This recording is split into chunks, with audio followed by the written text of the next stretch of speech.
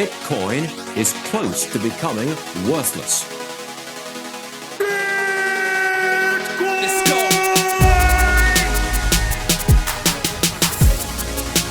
Now, what's the Bitcoin? Bitcoin's like rat poison. Yeah. Oh. The greatest scam in history. Let's get it.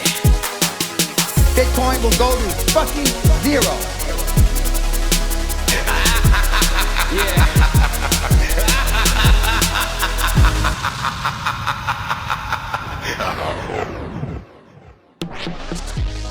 Alright, you ungovernable misfits.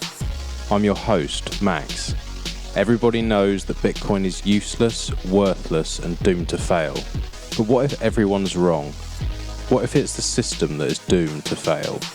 Join me as I speak to some of the brightest people in the space and slither to the deepest, darkest depths of the Bitcoin rabbit hole.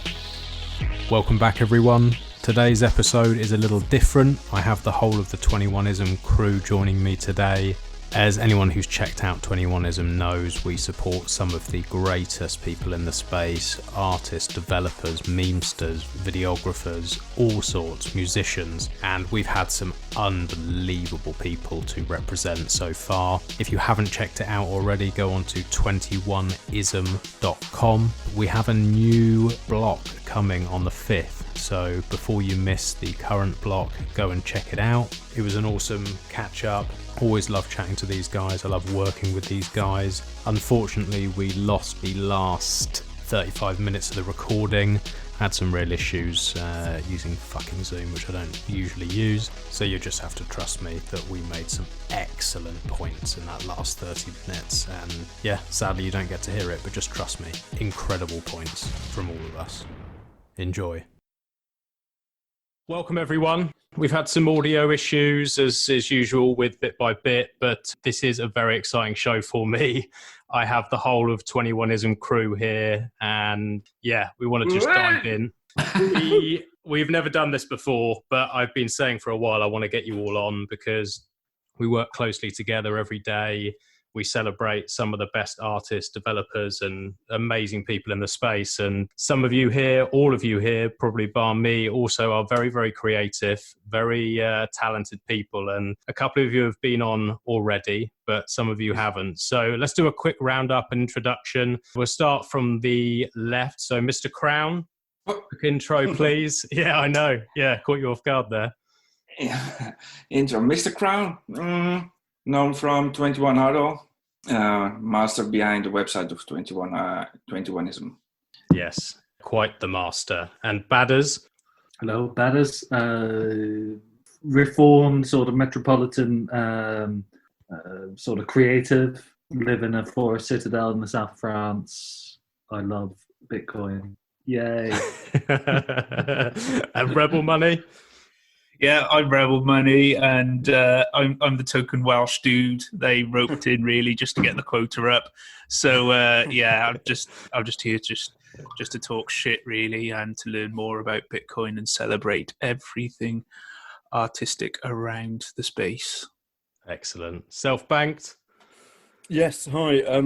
I started to meme about 18 months ago, and it's become an obsession, as is Bitcoin, as is 21ism, and I'm loving the journey, and it's great to be part of this with you wonderful people.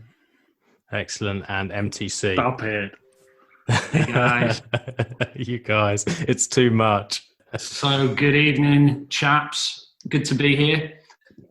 Rebel Money and I are probably the newest additions to the team, but yeah, great to be part of it. I've only done one interview so far with our man Fractal Encrypt, which is yet to be released. It's not as easy as it looks interviewing people, is it, Max? No, it's not, especially. The main problem for me is the technical stuff. I don't think I've had one that hasn't had a glitch yet, so we'll see how this one turns out.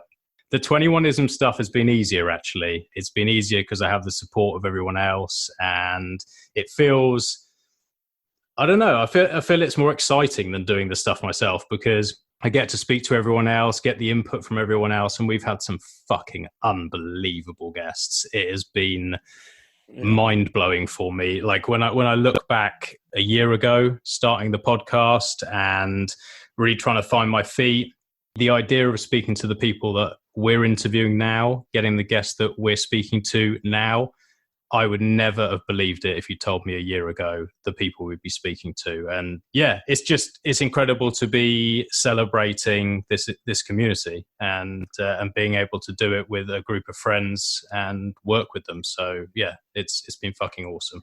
Yeah. Can I just start off with a little bit of confrontation? Go on. Okay. Max, you're a fucking liar. Go on.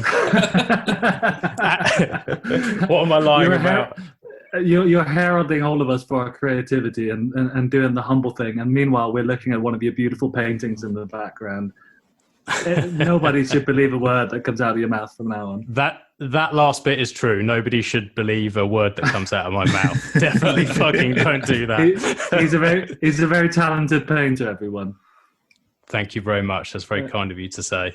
Can we find your art online, Max?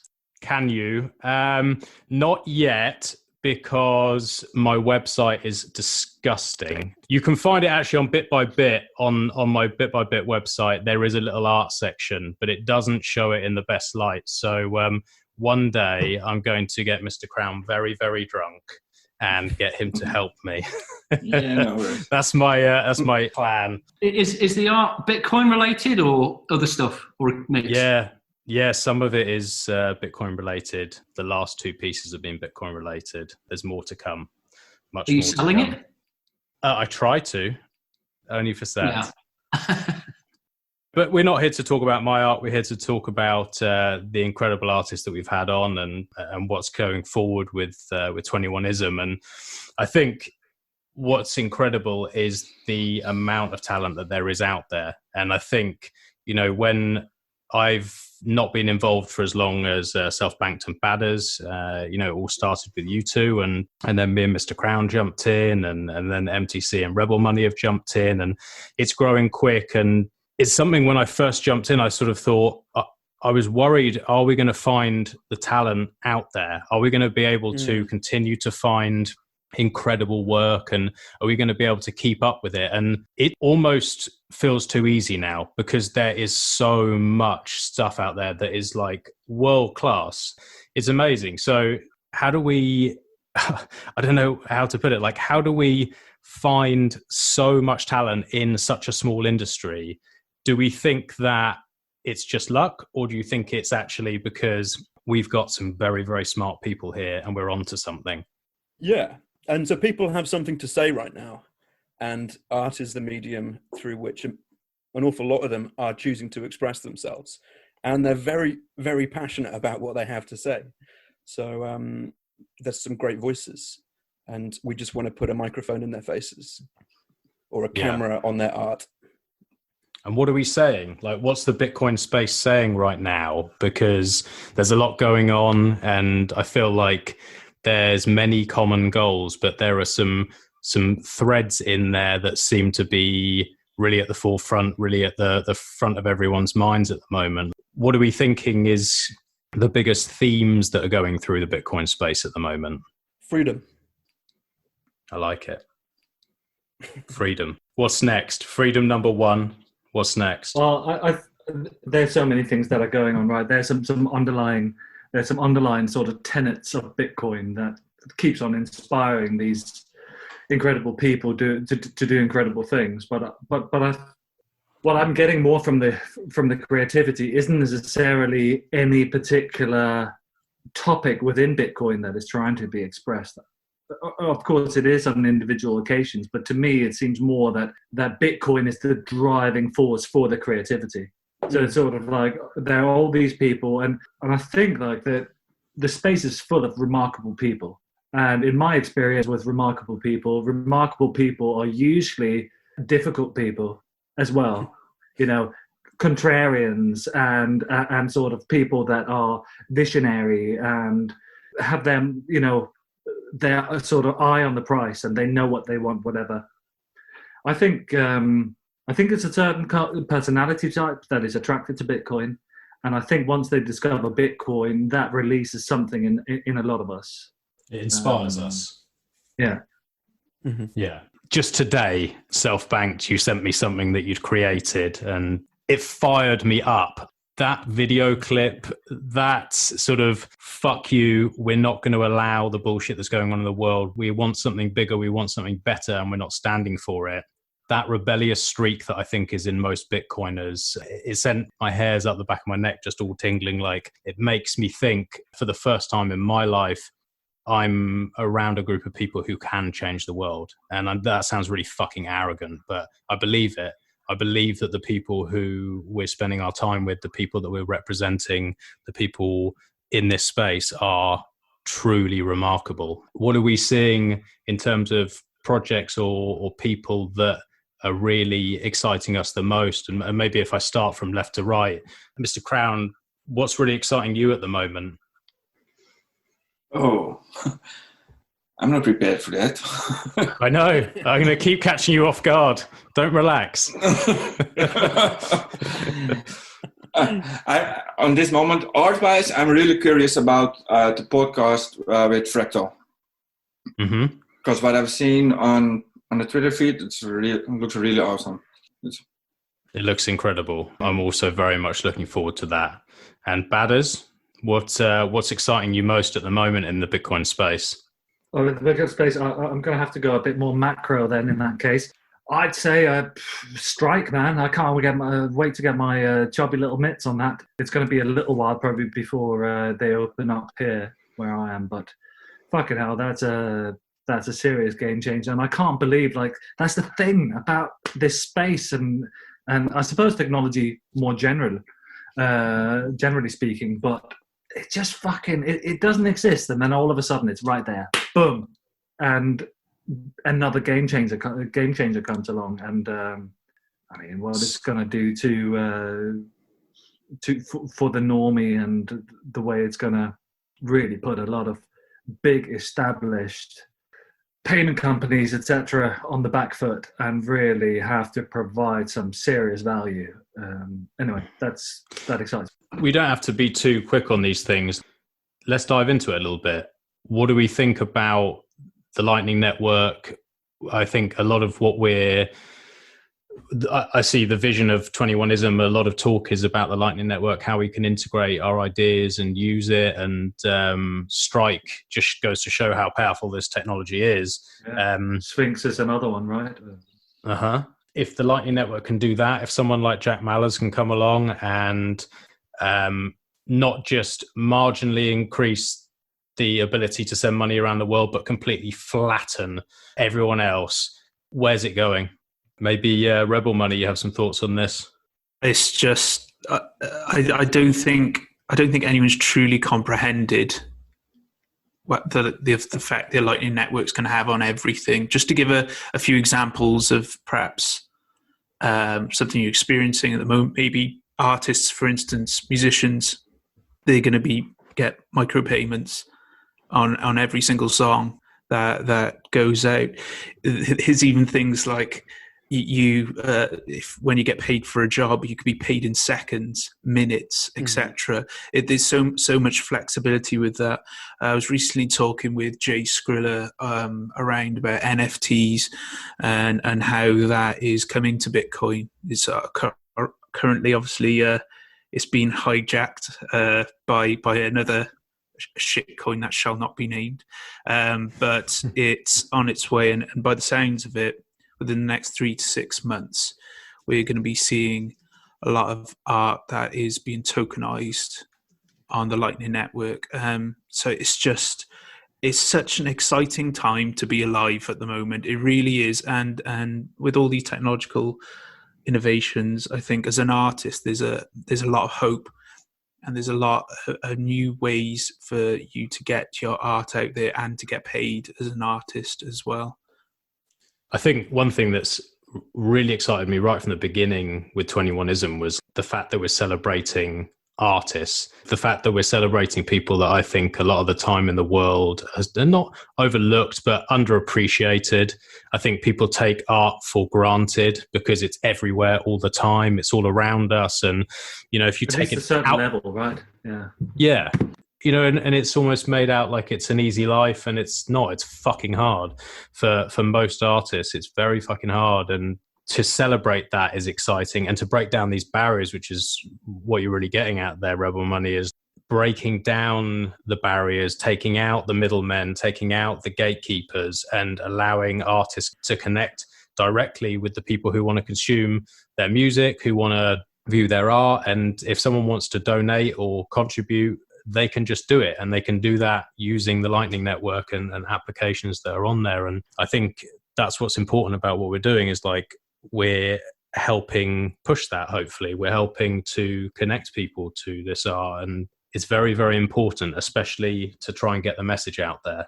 And Self-Banked, I know me and you have had a lot of discussions about this. You've helped me a lot with the Lightning Network, because I'm an idiot and I fuck it up, and I had all sorts of issues, and thank you for helping me with it. But I know you have some opinions on this, and I don't think we'd all be here if it wasn't for those strong opinions that you had in the first place. So what's your thoughts on it? Yeah, I think that the Lightning Network is where a lot of the excitement is, and the fun and the games and the kind of creativity. You've seen that kind of David Bowie speech about the internet, right? In sort of 1999 or something, when he's talking about how much of a kind of paradigm shift the internet's going to be in terms of the content of the state of content. And I think that the Lightning Network sort of takes that to the next level. It cuts out the middlemen. It allows streaming content, streaming money without any filters, and so direct from consumer to producer. And there's going to be a lot of implications of that. It's going to change everything up. It's amazing to look back at those comments that he gave. Yeah. And I would have loved to have known what he'd thought about Bitcoin. You know, just the foresight that he had. He was spot on, so far ahead of his time. And I mean, I couldn't personally have imagined the impact of the internet like he did. And I can't possibly understand or predict the impact of Bitcoin, but it does seem, going back to how it's driving all of this creativity. For me, it's sprung out of nowhere, this beacon of light, blinding white light that is providing a magnetic sort of, North Pole for creative people who have, suppose, possibly been in dark places. I mean, anybody who has their eyes open nowadays must see what's going on and how that's been playing out over the last few decades as well. And for Bitcoin to come along and address so many wrongs potentially in what it represents, that it's amazing to see the creativity. And the bullish thing for me about the whole creative space, I think this from my own personal perspective, I can't keep up with the content that we have now. True. And if you think about how that's just going to exponentially grow over the next couple of years, and then the next 5 years, and next 10 years, you're not going to stop it. The signal is too loud now. Totally. The quality of the content is too good now. Yeah. And the level of distribution of that content, I think it's reached everywhere. It's just a question of, amplifying that now, and eventually it's going to hit everybody. And the creativity that could unleash is just staggering. And the impact that will have on society, I can't begin to imagine it. But whilst I don't think it will be a walk in the park, I think ultimately we're going to a better place because of it. And it's really exciting that we as 21ism get to put our spin, and provide some focused attention on people that we're coming across whose work we really dig. So it's really exciting for me from thinking about what the future might hold. And so it's also exciting because it's kind of quite controversial as well, isn't it? Like, we are sort of going head to head with some quite powerful people in terms of the ideas that we've got for the next stage for society, which we're optimistic about. But it's going to get a bit messy, and I'm quite scared about that, but I'm also very excited by it. I completely hear that.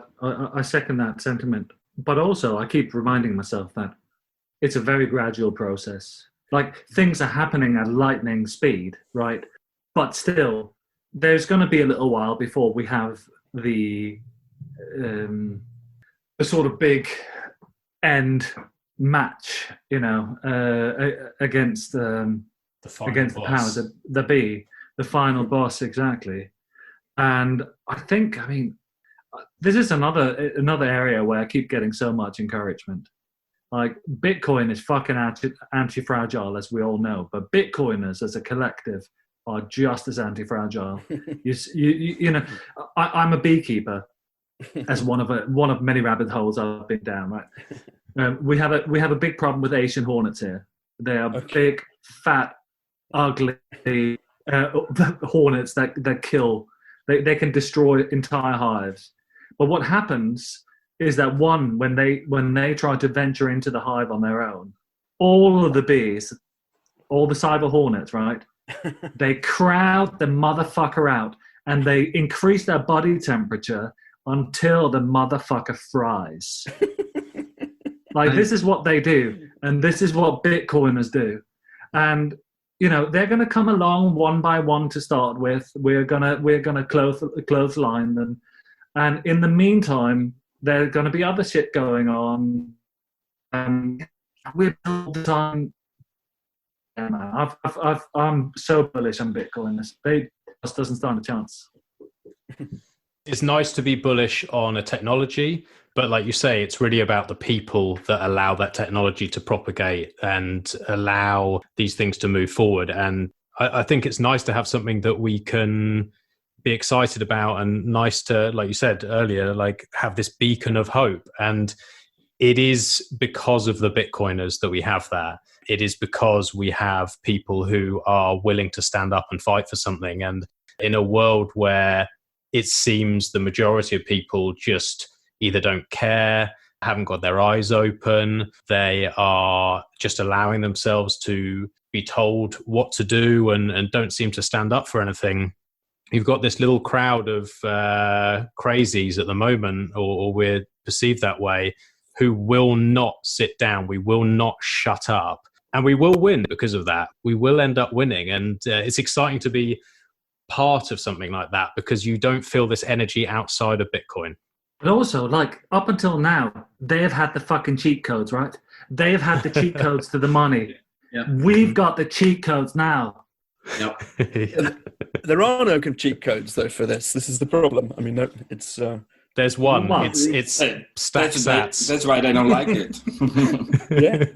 That's why they don't like it, indeed. But what I mean, cheat codes, it is like, you know, not in terms of, like, obviously money production, but in terms of we've got the cheat codes to the cash, to the arms cash. Yeah. You know, figuratively speaking. Yeah, and I don't think you know, we don't need everybody to have got on board with this either. I don't think there, or at least not to my knowledge, there's been a time where it's required everybody to you know, fight these opponents and to win all of these battles. If you look at the American War for Independence, I think it was 5% of the population that took up arms. So the mass tend to get moved along by the determined few, right? I think that's where we are. Minority is a Telebian. Because we're on Zoom, we've got 10 more minutes. So just so everyone knows, we can jump out and then jump back in again, because I'm too cheap to upgrade. So. Okay. But yeah, you're right. It doesn't take all that many people. It takes those people to not sit down. It takes those people to actually care deeply about something and put their heart and soul into something. And that's what I'm seeing here. I'm seeing people who are just, they've had enough. They've said, no, I don't want to play your games anymore. They don't want to play a game where there's a very small percentage of people who have the cheat code and they're fucking everyone over and ruining everyone else's chances. They're saying, no, if that's the game you want to play, I'll start my own. And what's great is that this game is so much better. It's so much more fun. It's so much more effective. It's fairer, and anyone can play. Yeah, and it's interesting that the issue at hand here is one that is affecting everybody. It's all about the money, right? And I don't want to just distill it down to that because, you know, as Self Bank said, when you look at prevailing themes, freedom is an absolutely central one, certainly for me personally. But we have a global monetary system that is completely and utterly corrupt, and it's fucking everybody over equally, apart from the cantillionaires and the ruling kleptocracy who are in charge of the levers of the central banking system. So everyone can understand this issue. Everybody understands money, no matter what language they speak. So everyone can get on board and be part of this, and everybody can ask themselves the question about, you know, what is this money in my pocket? Why am I struggling? A lot of people are. Why are things getting more expensive? And the fact that we have much more ready access to information now and education means that people will be waking up to. I mean, there's a lot of noise as well, right? One of the big challenges that we have is cutting through the noise, and I think that's something that 21ism does a good job of, right? We do a level of filtering, not in a way that in my mind is any way sort of gatekeeping or anything like that, but it's, you know, what do we like? What do we think's worth shining a light on and featuring? And if you can do that, if you can curate things and give people access to good high quality information, you know, high signal to noise ratios, then we're going to help to accelerate this process, I think. People who have been in this space for a long time, you know, you look at the likes of maybe Stefan Livera, who's probably the longest running podcast, I think, from my perspective. You know, he's been putting out great quality technical content for years now. And you have so many great educational resources as well. I don't know, do you guys think that the art, culture, design, music side of things has been neglected somewhat, or it's one of those things that hasn't had much attention paid to it? Because I don't actually know the origin story of why you, SB and Baddis, came up with 21ism as an idea, but I'm guessing it maybe came from you spotting a gap in that part of the market. Yeah, I think it was partly just that we felt like we were making a few things that needed a gallery space ourselves, I think. And then that just kind of naturally led on to, like, look at all this other shit that's happening. Why don't we just mainly focus on that instead, and then maybe occasionally pop some of our own stuff out? Do you think that's right? Yeah, I mean, I think we just wanted to provide a kind of larger platform for the talent and the art that was already out there and that was already starting to kind of bubble up. And in terms of what we have to do and our plan for the future, is to provide a much more kind of positive kind of counterpoint to the narrative that we're being fed through the mass media at the moment, which is to be afraid.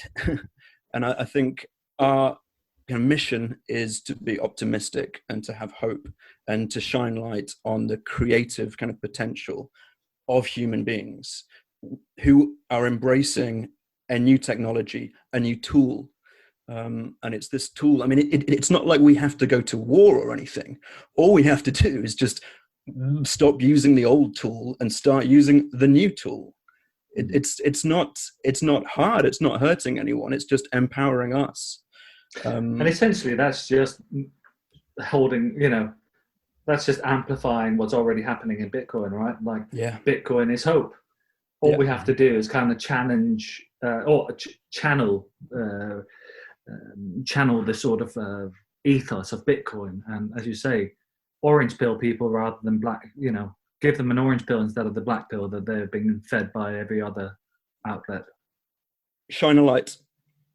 Yeah. It's nice. It's nice to have that and get people to be excited, because you say, like, there's a lot of fear, and with what we have, like with the tools that we have, firstly, we don't have to be fearful, because I truly believe that we win, but also it feels a little bit stupid to me at times, or most days. I think all of us here, right?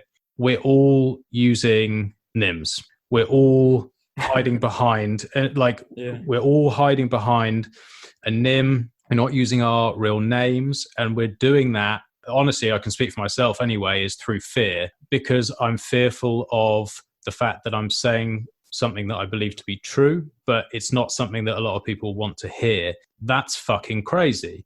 We shouldn't be fearful. None of us here are doing anything that I believe is wrong. We're talking about creating more freedom for more people, allowing access to finance for more people, celebrating art, celebrating creativity, supporting one another. Like, as far as I'm concerned, that's all good things, but we have to be fearful. What the fuck's going on? Why are we having to be fearful of this stuff? Like, why this should be celebrated? And like you said, this is what 21ism is. Like, yeah, we still maybe do have to hide behind these NIMs, and it is stupid that we have to, but we can still celebrate what's out there. And that's really, really important to show things in a positive and exciting light, so that it's a counterpoint. Like you said, it's a counterpoint to this dark bullshit that's going on. I guess everyone's got their own reasons for using a NIM. I know I have mine, and I like the Cypherpunk Manifesto's take on this, which is that privacy is the ability to selectively disclose yourself to the world. Reveal yourself. And I don't use a NIM because I'm fearful. And I think this is a really important word, because I don't give a shit about the powers that be, right? Or any perceived sort of threat. That's not why I use a NIM. And when I'm good and ready, I may drop out, I may not. I don't see a need to at the moment. But once that toothpaste is out of the tube, there's no putting it back in, right? It's difficult to do so. I have seen a few examples where people have been public with their names and identities and have moved towards a NIM, and it's interesting to see how that works. And it has worked for some of those guys. But I think fear is a prison that you build with your own mind. And if people would step out and realize that that's only what it is, that's all it is, we would have a much better chance of sorting things out more quickly, I think. Too many people seem to live in this state of fear and have this state of fear, and as a result don't express themselves as freely as they might otherwise do. And that's a shame. We're probably going to do an edit there because we're going to close in a second. I just want to have the ability to call Francis Coppola a massive dick if I want to. Here we are. Have we lost Mr. Crown? No, there he is. Yeah, Crown's there. You're here. Mr. You're here. Crown. Who are we missing? Rebel Money. MTC. And MTC. Well, I was telling Max before, but when I was doing Mr. Crown's pod the other night, or the other afternoon, all of a sudden I saw like a hawk fly out of the sky. Like, what the fuck is going on here?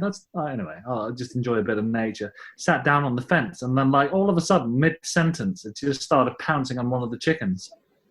Absolutely trying to pick it to death. Goodness. Vicious. It's half naked now, but it survived. I got out there in time. I was shouting my fucking head off. I'm going to leave that in the pod. Yeah, good. Do you eat the chickens, or are you just use them for eggs? They're not an eating breed.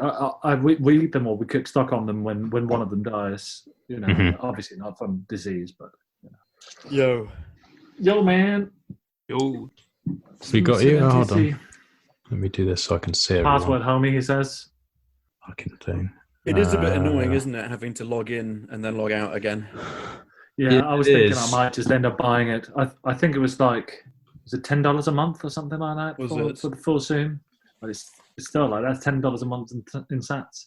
How did I find that password before? It's on the log. It's on the chat. It's on participants, I think. No, sorry, on the chat. On where the invite links are. Invite. Let me go in. Here we are. I really need to quit in a couple of minutes. Okay, mate. All right, mate. I am getting you on by yourself, whether you like it or not. Another time. And drag you on, kicking and screaming, Mr. Crown. I'm just gonna turn off Zoom. I just click on leave. Oh, I don't know how to work Zoom. I can't do this. Hold on. Have you got the password for him yet or not? I've just put it into the chat, but I can't see anything now. Fuck's sake. I can hear you. You can. All right, and so you can hear him. Okay. But this fucking thing. Here we are.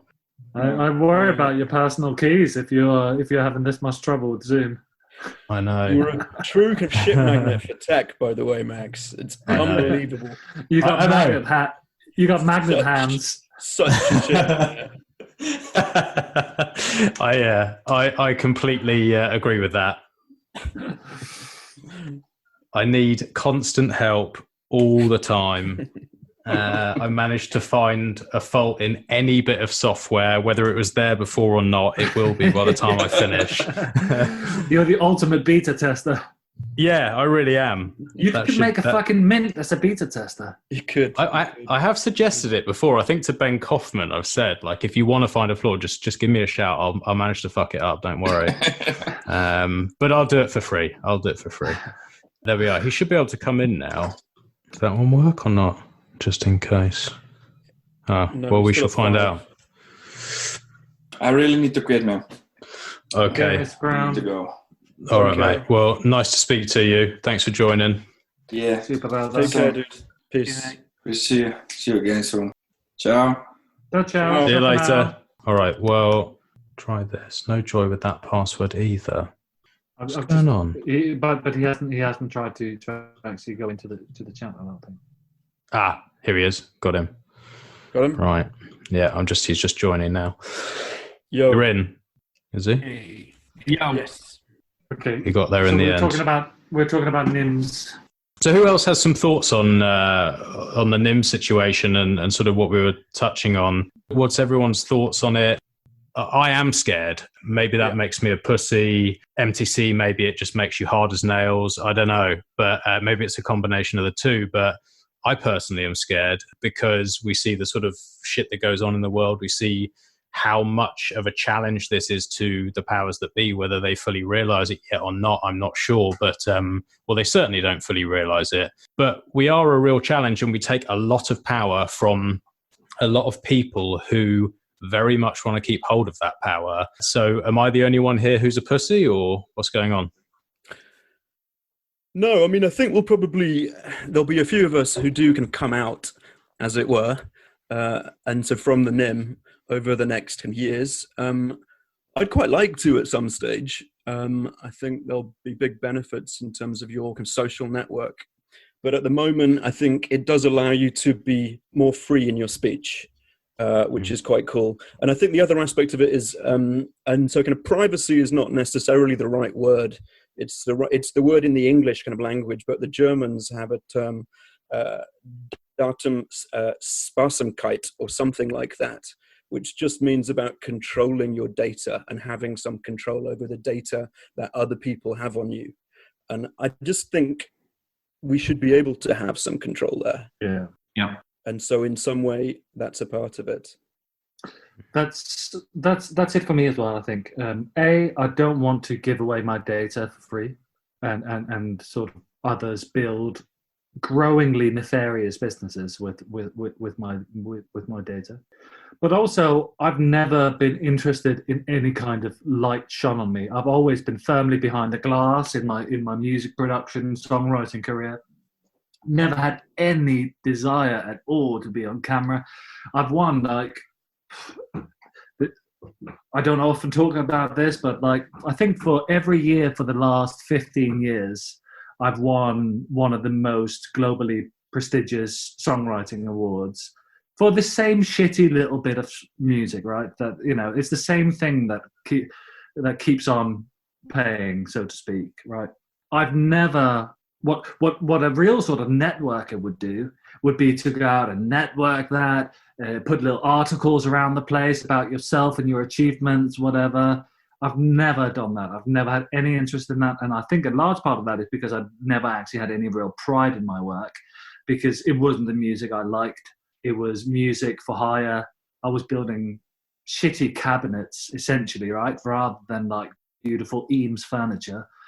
And so, yeah, man, I didn't really want to be associated with my own work and I didn't want the attention. And I think now that has the benefit of like, I can just put shit out there, not worry about what people think. And also nobody's link dodgy boy had that out in like the end of the 90s or, you know, in the 2000s. So there's a real sort of like creative freedom in not having your face there. And people you just know that you're being judged on your ideas. You're being judged on what you speak and what you produce. And that is massively freeing for me. I agree. Like, I think as well for me, it's having a face and other things around when you're giving your opinions, etc. That generally kind of tints people's perceptions, etc. And when we're under a name, it keeps the message pure. It keeps the it removes the noise. It's not about. I mean, very very apt at the moment. We're all Satoshi Nakamoto, you know, that's going around at the moment, and I think that's true. And by being that, it keeps the message of Bitcoin, or what we're striving to do, a bit purer. That's why I do it. Fuck the government. They do my edit. So throw that in. It's funny for me. I think people who use their real names in the space have done the space a big favour, because without that, I don't think we're at a point yet, but I can't remember who I was listening to that was talking about kind of NIM economy going forward, becoming kind of like a thing where it essentially doesn't matter who you are, you know, your real identity doesn't matter. But at this time and, you know, at this point in time, people who have used their real names, knowingly doing so, you know, kind of doxing themselves, people like Matt Odell, who's obviously a big advocate for privacy. He took one for the team there, I think. And it gives credibility to the space. It gives reassurance to people coming in who are used to dealing with real names, that comfort, that it isn't just a sea of pseudonymous people. I've been amazed, actually, about how many NIMs are embraced. It just does not seem to be an issue. And I hope that I'm sure it will continue. But it seems to be kind of unique in this space. Maybe it's just me being a bit sheltered, but I follow so many NIMs, no idea who these people are in real life. I don't know you guys in real life, right? So you don't want to. And I don't want it, but for me, it's like Rubber Money said. You can only focus then on the signal, you know, of the message, what's coming out. The personal attacks. I mean, we all have a laugh with shitcoiners and no coiners, and people who refuse to bend the knee to BTC. But it does keep you focused on the message and away from those sort of personal attacks, and that's a great thing.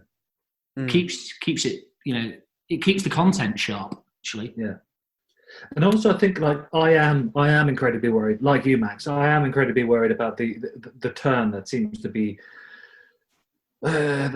happening globally, and the sort of encroaching kind of thefts of individual freedom and government overreach and all these sort of things.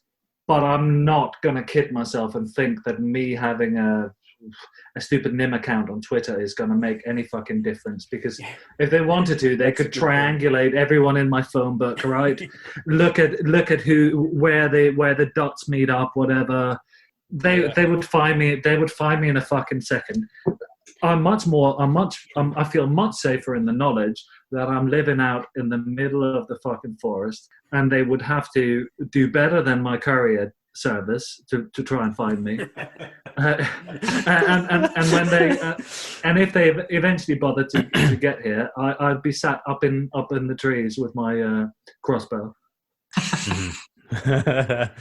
Yeah, no, you're right. And I think when you talk about this narrative, though, and like for me, it's not just the people it's not just the powers that be, it's the narrative that is forming and that's very, very obviously being pushed. And like, it's a propaganda machine that is out there, which is socialist ideas being fed to people who have been fucked by the banks and the governments. And it's got the socialist ideas are obviously stupid. They're not going to work, but it's being fed to people who are angry and confused because they don't know the money's fucked and they don't know there's a way to fix it. And we're just waiting for them to point at us. Every day that goes past, I'm thinking the next thing, and we've discussed this off air, is that it's going to be the environment. Bitcoin is going to destroy the environment. We need to save the planet. We need to save the polar bears. We need to get rid of anyone who has wealth. Anyone who's a Bitcoiner is a terrorist or whatever else they want to be. And they won't see that actually we're trying to do things to help everyone. I'm more concerned about that. I'm more concerned about the personal attacks. I don't want people to... It's not so much that I'm concerned for my physical safety. It's more, I don't want to be dealing with a load of fuckwits constantly arguing about why Bitcoin's energy consumption is going to destroy the world and have to spend the rest of my life basically explaining that no, it's not. And like, I just want to spend time with people who are doing something positive and making changes and not have to deal with that shit. And that's a big part of it for me is I don't think any of us should be wasting our times. And that's the power of having a NIM. That is very, very powerful. So the real thing to be afraid of, I think, in terms of the environment is something that we don't like to talk about, but it's Christmas lights. Yeah. Much more of and central bank monetary policy, right? I mean, if you really want to talk about environmental problems, right? How about you stop incentivizing consumerism, and then that will stop mass production of all sorts of shit we don't need, and that would make a great fucking start.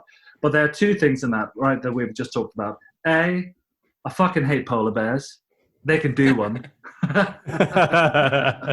Smug little bastards. Yeah. And also, no, in all seriousness, I'm so cold. Fuck off then. No, my toes are freezing. Now, learn to swim. Yeah, exactly. But the other thing is that, and I'm a reform sort of like metropolitan sort of champagne socialist, right? Many years ago. Socialists, they love NGU as much as anyone else. Like it's usually just like talking about like let's take from the wealthy until they all of a sudden get some money, right? And then they shut up. So yeah, let the game theory do its thing. Agreed. Yeah, that is the egregious part of the MSM narrative bullshit that they are, playing to people's concerns. In the case of the environment, completely unjustified, as bad as is pointed out. If you benchmark it against, there's no contest, actually. There is no contest whatsoever when you consider how the monetary system works and, how it massively incentivizes consumerism. And, there's threads that we could pull on there about why the world seems to have this massive self-esteem problem that they try to fill with cheap shite, and obviously can never do so. And we could trace, that back to the kind of institutional schooling that's part of this fiat system. But I think that there would be, if we could just refine that message, I put a thread together of articles. People have put some really good articles together, people like Parker Lewis, various others who've, way ahead of their time, considered these concerns. And I think it's going to be a battle that we have to fight. But unfortunately, I don't think it's going to be a battle that we win or lose, though. It's not the war for Bitcoin. I don't think we're going, even if we don't win over the narrative, the hearts and minds on the environmental front, NGU is going to drive the success home. I think that it's just going to be as simple as that, really. I don't think it matters. The shame of it is that the people who don't look further than the narrative and who buy this bullshit about it being bad for the environment will end up being the ones that don't adopt it. and they could just be, so close to being fully on board with it and being ardent advocates for it, but they won't get there, and that's just too bad. Life sucks sometimes. We're not going to win everybody's heart and mind over this. Never mind. Simple as that, really. The have fun staying poor meme, I think it's an energy saving device. Yes. That's how I've described it. The way where I think it's absolutely fair enough to use it. This is what I first thought anyway, is when you have tried your best to reason with somebody and they just refuse to budge. And you can see that it's very difficult. I don't think in the history of the internet anybody's ever won an argument, right? No one's ever won an argument on the internet. So I'm no different. No one's ever won an argument against me, and I've never won an argument against anybody else. But if you do try your level best to reason with people and provide them with the robust arguments around it, and they still just don't want to get it, or willfully ignorant of it, then HFSP is a fair response from. They need to be told many different times in many different kind of ways, don't they? And so we need to hit them kind of in the real world as much as online. So this thing that kind of crypto graffiti's doing with some billboards up in quite deprived areas of the US right now, this big kind of installation work is extremely exciting. I'd like to see a lot more of that happening over the next 12 to 18 months. I'd like to see real world manifestations of these ideas and these and this art. And I think it's not really revealing anything, but it's certainly in our vision that we're going to be doing some of that very soon. Yeah.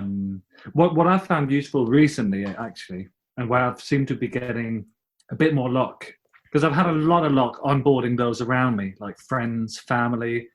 The boomers never for the geopolitical sort of macro picture.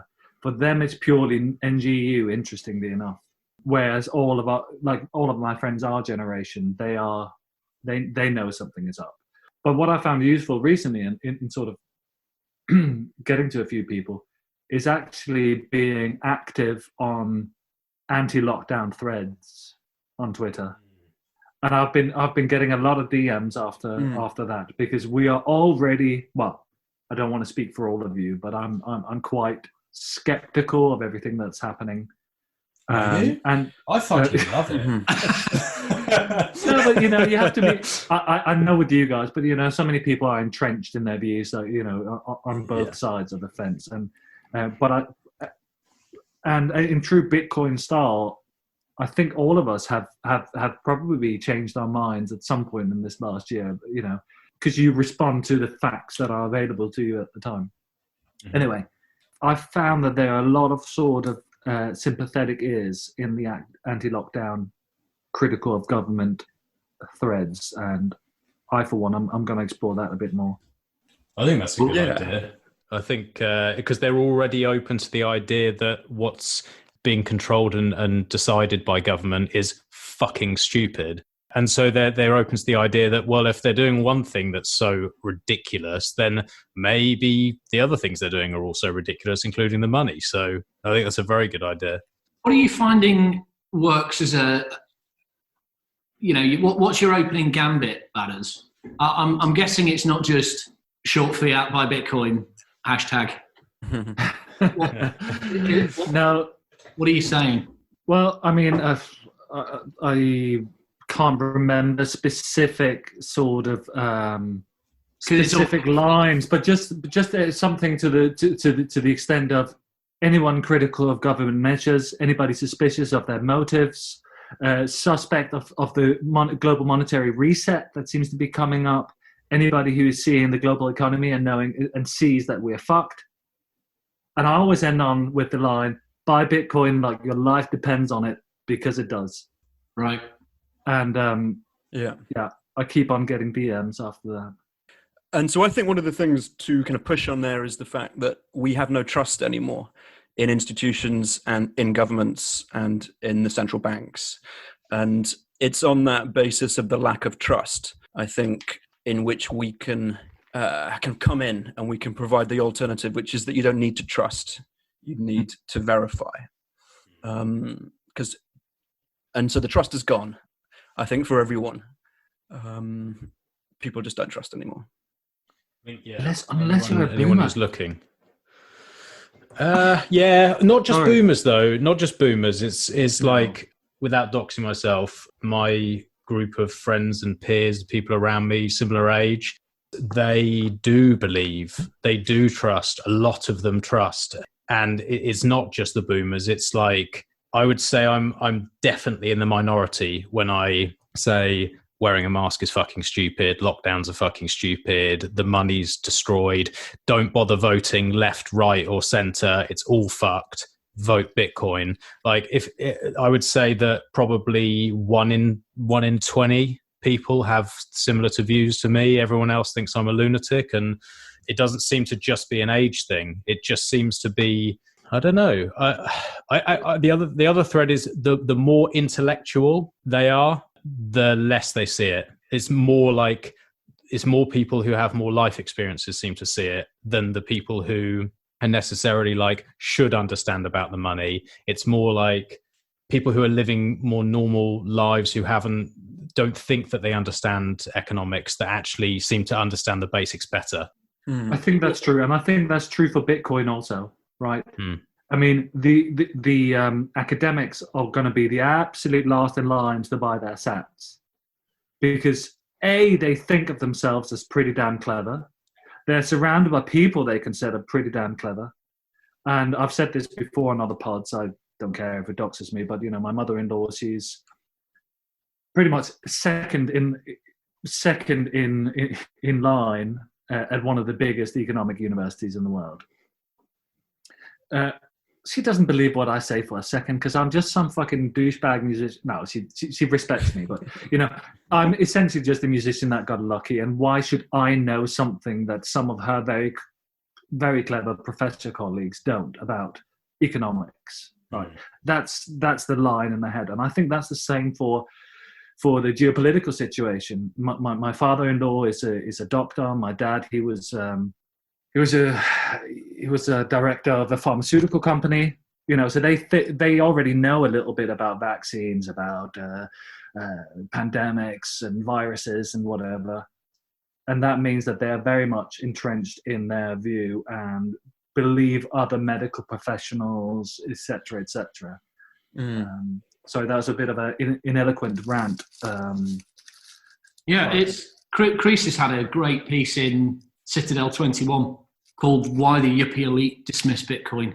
That was a great piece, and it sums up there why we have this gap kind of in the middle of the standard distribution curve of intelligence amongst society, of people who are seemingly smart but won't get it or don't get it.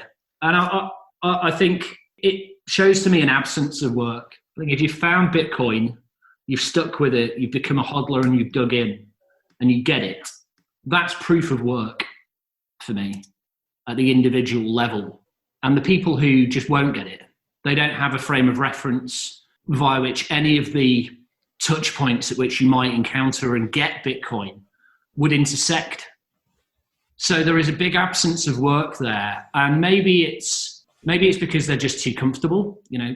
For some people, I think, are having a very good lockdown haven't affected them. Water off a duck's back, right? Yeah, that's another thing. And at the same time, just one final point on that is what you're also competing against. It's not just that absence of work. It's a relentless hammering of the same message that plays into, I don't know who it was, that maybe it was Goebbels that said you can't tell people what to think, but you can tell them what to think about by repeating the same. Yeah. It was Breedlove actually talking to Mikey Saylor. I was watching episode 9 last night, What is Money? And you get them focused on inflation, right, and the need for it. You can drive the narrative and drive what they're thinking about. So you're competing against that day in, day out. If they're just getting their information from, or their disinformation from the MSN, you're competing with a lot there. But there's also the fact that they're increasingly kind of dependent upon the state. UBI is already here and people's independence has been taken away. And so people's kind of businesses have been forced to close for the past 12 or so months. So they're reliant upon the handouts from their governments. So they're not going to rock any boats unless, I don't know, unless we show that the stake that they can have in this is going to be better than the stake that they've got in the shit that they've got. And this, both of you, sort of kind of hinting at something that I've been feeling a lot recently, and that I was guilty of just before, as it was coming up to the Brexit vote, and that was people that, you know, me back then in that situation, and now sort of like middle class, upper middle class, academics, and generally affluent people that haven't lost their job because they can work from home. They still have a good pay packet. They have a nice home to be locked up in, right? To be imprisoned in. They probably have a nice garden, whatever. Yeah, life isn't that fucking bad. Like, wear your fucking mask. Lockdown isn't that bad. Just wear your mask, stay indoors, listen to what they're telling you. You know, that's fine for them. It's fine for me to, like, in 2015, 16, go, what's wrong with Europe? Like, I want to be able to travel everywhere without any, you know, with complete freedom of movement, all these sort of things. Never for a second having enough fucking empathy to ask yourself, well, is there a sort of populist kind of counter reaction to everything that's going on? Life is great for me, but what is life actually like for the majority of people? Yeah. Well, that's how you get the populist kind of politics, right? That's how we got Trump. And the growth of kind of right-wing groups around Europe. So there is a wave of the rats who are going to be getting angry and very rebellious. And they need a kind of channel for that energy, I think. And they're not being given one, right? Because every channel is being shut off to them. Exactly. And what is going to happen to all that energy that doesn't have a chance of escaping? And this is why I think if you're coming at all this from first principles, and I was saying this to my in-laws who thought I was completely sensationalist and hyperbolic back in March when they were talking about lockdowns, I said it's gonna result in like riots of some kind. Oh, don't be so dramatic, whatever. Yeah. It's the natural conclusion of things, isn't it? I think we're all agreed and have been since March, since those times, like looking into the future. Bitcoin seems to manage to focus us on what's going on in the world. Like, we have to understand what's going on in the world probably more than anybody else, because it all feeds into the more shit that goes on, the more people who want a safe haven asset, the more people who want to step outside of the system. And how do we get this increasing number of people who are going to be annoyed, who are going to have more and more taken away from them, to, instead of hitting the streets and setting things on fire and shouting and screaming and making little cardboard cutouts and all the rest of it, how do we focus them into the best way of protesting, which is Bitcoin? Like, how do we explain and capture their imaginations? I really think art of all its different forms is going to be a major way to do this, and that's what excites me about what we're doing. But how do we refine that even more? Like, how do we explain to people this is the best protest? Don't go out with your cardboard cutout and start ranting. Take your phone out, stack some sats, and fucking take their power away. I think it's one way I like to look at it is when you're growing up and you were given, I don't know, however much pocket money you were given per week, a couple of quid, depending on obviously how generous your parents were. I think there's a good example there of whoever controls your money controls your world in that sense, and what you can purchase and whatever. And there are good lessons to, don't get me wrong, the good lessons to have pocket money. I'm not going to. I love pocket money when I was growing up, but the point the point is that whoever controls your money controls your world. It's as simple as that. And if we can get that message across to people, as Bitcoin is the only form of protest, really. You can shout and scream and riot outside government buildings for hours on end. And in the end, as we know what happens, it's cyclical. It'll happen again and again and again and again. The only way out of this, in a relatively peaceful, I'm not quite sure exactly how it's going to play out here, so don't quote me on this, but the only way to hit them hard is to hit them in their pockets and to buy Bitcoin. I completely agree, and I think, yeah, I mean, monetary policy is the invisible hand that guides, society.